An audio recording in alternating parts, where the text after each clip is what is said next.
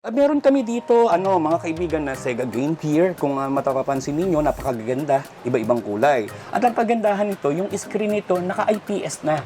Ibig sabihin, malinaw na malinaw yan. Kung papansinin mo to, yung Neo Geo Pocket Color, bihira dito sa Pilipinas yan. Kaya dito sa Collector's Alley, sa Retro Gamer PH Store, meron yan. Meron din kayong makikita mga limited edition, Xbox, mga Game & Watch. Ito yun. Ayan, panahon ng ating mga tatay. Dito naman tayo, makikita mo yung mga Mega Man na 15,000.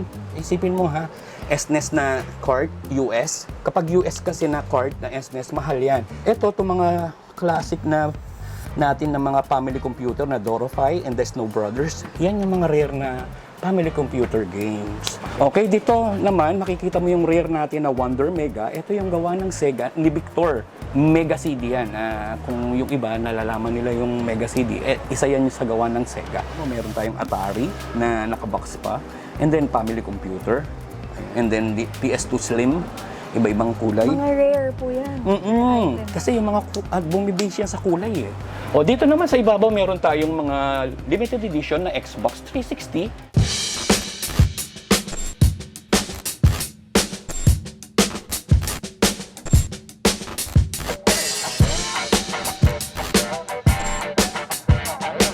What's up guys? For today's video, nandito tayo ngayon sa Retro Gamer PH dito sa Caloocan City. At makakasama natin si Sir Erwin. Opo, ako po si Erwin Esteban. Ako po yung owner ng Retro Gamer PH Store. And meron po tayong store dito sa LRT Caloocan Mall, 3rd floor. Pagbaba nyo lang po ng Monumental LRT Station, konting lakad ka lang, makikita nyo na yung store. Nasa loob po kami ng Collector's Alley. Dito sa LRT Caloocan Mall, magto 2 years na. Pero yung Retro Gamer PH Store dyan sa ating page sa Facebook, halos mag-8 years na kami. Mga ganun, tagal na. Kumbaga dati po talaga online lang talaga po. Oo. Alam mo ba na nagsimula kami ng sulit.com? Kung alam nyo pa yan, matagal na. And then dati is dyaryo-dyaryo lang nga. Wala namang Facebook eh. Yung buy and sell na dyaryo, yan, nagpo-post kami doon. Yan yung simula. Talagang matagal na. Matagal na kami sa ganitong business. Okay, ang opening hours natin, mall hours, 10 a.m. to 7 p.m. Monday hanggang Sunday yan. Walang sarahan yan. Talagang walang break. Yan. Okay, ang Retro Gamer PH Store po ay meron kaming page sa Facebook. Makikita nyo dyan yung mga nakapost naming item. Ngayon, walk-in dito nga sa 3rd floor LRT Caloocan Mall. Makikita nyo yung mga display natin. Pwede kayong bumili rito anytime. At marami rin kaming mga PlayStation, mga consoles na available dito. Halos naman din po yung ating mga item is naka-post naman sa ating page. At meron din tayong Shopee. Ayan, makikita nyo rin ang Retro Gamer PH Store dyan sa Shopee. Ayan. Dito sa Retro Gamer PH Store, makikita nyo yung mga console na mga kabataan ng tatay nyo. Ibig sabihin, yung mga lumang console, mga Atari, mga family computer, Sega Mega Drive, Sega Genesis, and other handheld console, dito nyo makikita yan. At talagang matutuwa kayo dahil magugulat kayo na meron pa pala dito sa atin. Lalo na dito sa Pilipinas. Meron kami dito, mga kaibigan na Sega Game Gear. Kung matapapansin ninyo, napakaganda, iba-ibang kulay. Ang Game Gear kasi natin na to is refurbished yan. Pinalitan na natin ng mga capacitors. At ang kagandahan nito, yung screen nito, naka-IPS na. Ibig sabihin, malinaw na malinaw yan. Ang range niyan is 8 to 10,000. Yes, ganyan. Meron din tayong Game Boy dito. Yan yung Game Boy Classic. Yung DMG na tinatawag nila, may iba-ibang rin kulay. Yung mga Game Boy natin, minsan kakahalaga ng 3,500 to 4,500, ganyan. Depende sa condition niya. Ito po ba negotiable pa? Pwede namang pag-usapan yan. Kapag nandito sila, mas maganda kasi gusto namin nandito sila para matesting nila. Sa totoo lang, mas ayaw namin yung isi-ship sa inyo agad. Mas gusto namin kayo mismo magpunta rito para kayo kumuha, kayo mag-test. Ayan. And kung papansinin mo to, yung Neo Geo Pocket Color, bihira dito sa Pilipinas yan. Kaya dito sa Collector's Alley, sa Retro Gamer PH Store, meron yan. And kung mapapansin nyo yung mga DS natin yan, na naka-sealed, and meron pang mga nakabox tayo ng new 3DS, and the limited edition Pokemon DS Lite, ayan o. Ayan.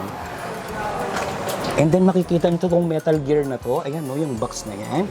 Metal Gear yan na GameCube, limited edition din yan. Meron din kayong makikita mga limited edition Xbox, mga Game & Watch. Ito yun. Ayan, mga panahon ng ating mga tatay. Ayan, mga gumagana pa yan. Nakikita mo, gumagana siya. Ang Game & Watch natin, iba-iba range niyan. Katulad nitong Fire, nasa 4,000. Etong Ball, nasa 2,500. Ito, 7,000. And yun, yung egg na yan, yan yung nagsasalo ng egg na lumalaglag. Alam mo, halaga niyan. Sa akin, kung ako pepresyo, 50,000. Pero pag yan, tinignan mo sa eBay, makikita mo sa eBay ang price, merong 500,000. 1980s kasi yan eh. Lagi ko sinasabi sa inyo, ang lahat ng console o handheld sa mga ganyan, nagbe-base siya sa title, nagbe-base dun sa condition, at kung ano siya. Ibig sabihin, ano ba siya, yung egg. Ito kasi merong egg na Mickey Mouse. Yan, si egg na yan, ang nagsasalo niyan si Wolf. Yung Wolf na, na karakter. Kaya mas rare siya. Marami naman sa ibang bansa, kaya lang dito sa atin, bihira ka na rin makakita. Dito naman tayo, makikita mo yung mga Mega Man na 15,000. Isipin mo ha, SNES na cart, US. Kapag US kasi na cart na SNES, mahal yan. Depende yan sa title pa rin ha. Minsan yung pricing na yan natin, sabi ko nga sa inyo, napag-uusapan naman. Pwede nating pag-usapan, pababain or something na may ite-trade sila, pwede rin naman. Ito, itong mga classic na natin ng mga family computer na Dorify and the Snow Brothers, yan yung mga rare na family computer games. Kaya medyo may price din talaga yan. Meron din tayong mga Dreamcast games, Sega Saturn game, PlayStation 1. Meron din tayong Mega Drive. And then makikita mo yung Sony PlayStation 1. Ayun yung screen, meron din yan. PS1 yan. Screen niya yan. Ito, yan. Ito ngayon, ang range natin dyan is kasama yung unit, 10,000, mga gano'n. Okay, dito naman, makikita mo yung rare natin na Wonder Mega. Ito yung gawa ng Sega, ni Victor. Nag-combine sila, kasama si Sega, Victor Wonder Mega. Mega CD yan. Kung yung iba, nalalaman nila yung Mega CD. Isa yan yung sa gawa ng Sega. And then yun yung mga NES natin. Kasama yun, may controller siya. Mga range po? Range niya nasa 15 to 20,000. Oo. Yung payment option, pwedeng cash, BPI, and Union Bank deposit, pwede naman. And then, eto, kung makakita mo, meron tayong Atari na nakabox pa. And then, family computer. Ayan, ito yung family computer.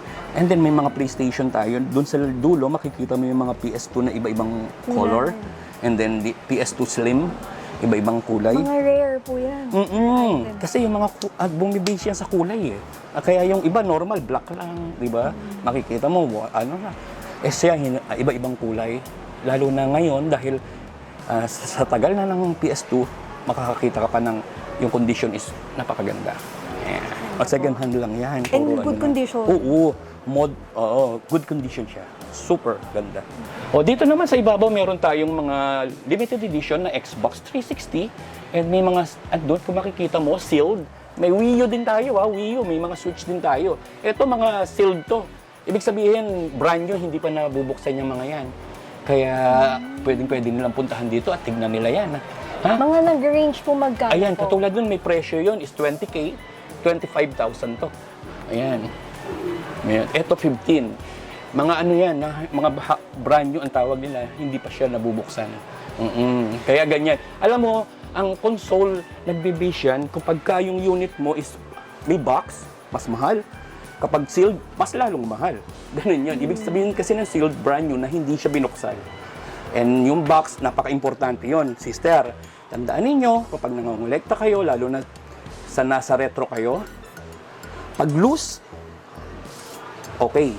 Pag naka-box, maganda. And, kailangan yung mga insert nandun. Ibig sabihin ng insert, nandun yung papel, yung comics, may mga ganun yan pinapakita. Kapag nagbukas ka ng isang console or box ng game, meron siyang tinatawag na manual. Yun. Doon nagbabari yung pricing. Kung CIB ba siya, may console ba, may box ba, may manual. Ayos pa. Oo, okay pa ba yung aesthetic ng unit? Nung cartridge kasi minsan, sira yung label. May daming gas-gas. Be-based yun. Yung presyo natin, doon nagbe-base. Gumagana ba? or hindi siya gumagana. Kasi namimili rin kami naman ng hindi gumagana eh. Kaya pwede rin yun. Oo, kami na yung bahala kung ano gagawin namin. Minsan ginagawa namin, pinapaayos. Minsan kinukuha yung mga parts. Tinitingnan namin kung may mapapakinabangan pang parts. Siyempre, kung yung parts nito pwede pa dito at makakakuha kami ng mga kailangan namin, pwede naman. And, eto tatandaan nyo. Tandaan ninyo, lalo na dyan sa mga game, mga CD, merong original and may fake or merong bootleg. Kami, alam namin yon. Hindi kami bibili ng peke. Ayaw namin yan. Kasi walang value. Mabalaro natin, masasama natin sa mga game natin, pero hindi mo siya magbebenta na dahil bootleg lang siya. Yung iba hindi alam yun, kaya minsan yung pricing nila mataas. Tsaka lang namin sasabihin sa kanila na, ma'am, yung unit, yung item niyo po na ito, hindi po siya original. Sinasabi naman namin.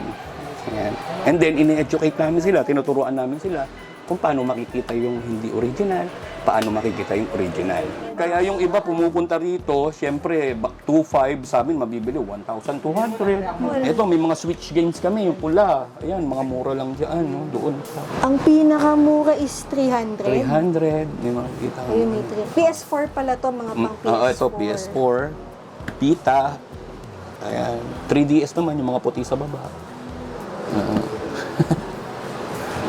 Okay, wala kaming international ang ginagawa ng mga kaibigan natin sa ibang bansa. Kapag babakasyon sila dito, talagang bumibisita sila. And then, ang ginagawa naman ng iba, kapag meron silang mga kamag-anak na dito sa Pilipinas, ang ginagawa nila, yung mismong kamag-anak nila ang pumupunta rito sa atin para bilhin yung item na gusto nila. And then, sila yung nagpapadala dun sa ating mga kaibigan sa ibang bansa. Lahat ng binibenta natin, bago natin sila ibinebenta, is tinetesting natin with video. Binibidyohan natin, gumagana yung item, binibigyan din natin sila ng warranty. Alam mo naman ang mga console na luma, napakatitibay niyan. Kaya binibigyan namin sila ng 1-month warranty. Depende yan sa item na binibili nila.